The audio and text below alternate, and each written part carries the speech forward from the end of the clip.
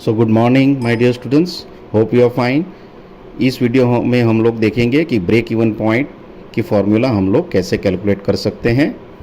तो left hand side पे आप लोग देख सकते हैं कि मैंने वो सब फॉर्मूला लिखी भी है कि एफ इजिकल फिक्स पॉइंट है, A variable cost per unit है, B selling price per unit है।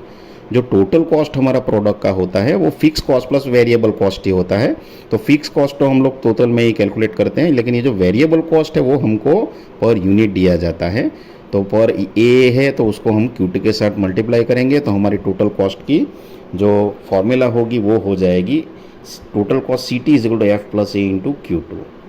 अगर हम ब्रेक इवन पॉइंट की जो बात करते हैं तो ब्रेक इवन पॉइंट का फॉर्मूला क्या होगा, F upon B minus A. तो F is equal to fixed cost है, B is equal to selling price per unit है minus variable cost per unit. F upon B minus A is equal to Q1 होगा।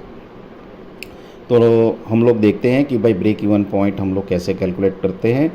तो total cost of product की जो formula है C T is equal to total cost of product is equal to fix cost plus variable cost.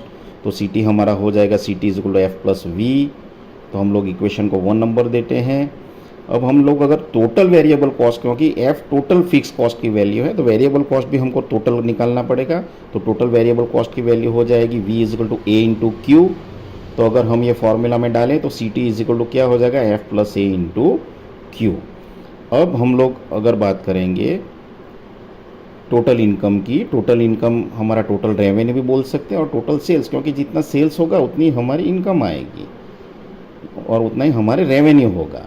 तो total income की जब बात करते हैं is equal to B into Q. Again Q के साथ हमको मल्टीप्लाई करना पड़ेगा क्योंकि बी क्या है, सेलिंग प्राइस पर यूनिट है।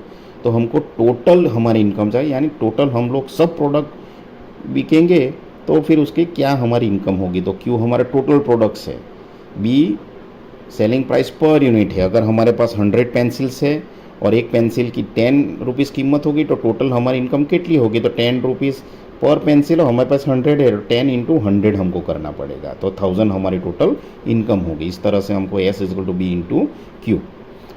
तो अब लोगों ब्रेक इवन पॉइंट हमने जैसे समझा है, तो ब्रेक इवन पॉइंट पे क्या होगा कि टोटल जो प्रोडक्शन कॉस्ट होगा वो और टोटल इनकम हमारा सेम हो जाएगा। इसीलिए हम ऐसा बोल सकते हैं कि हमको ना नफ़ा ना नुकसान होगा ब्रेक इवन पॉइंट पे। यानी हमें मिनिमम ब्रेक इवन पॉइंट जितना प्रोडक्शन तो करना ही पड़ेगा किसी भी तरह से।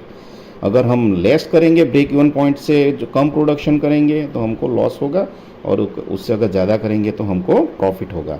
तो ब्रेक इवन पॉइंट पे क्या होगा माय डियर स्टूडेंट्स कि हमारा जो प्रोडक्शन कॉस्ट है वो और हमारी टोटल इनकम जो उसको बेच के हमारी इनकम आएगी वो दोनों इक्वल होगी। Please remember this.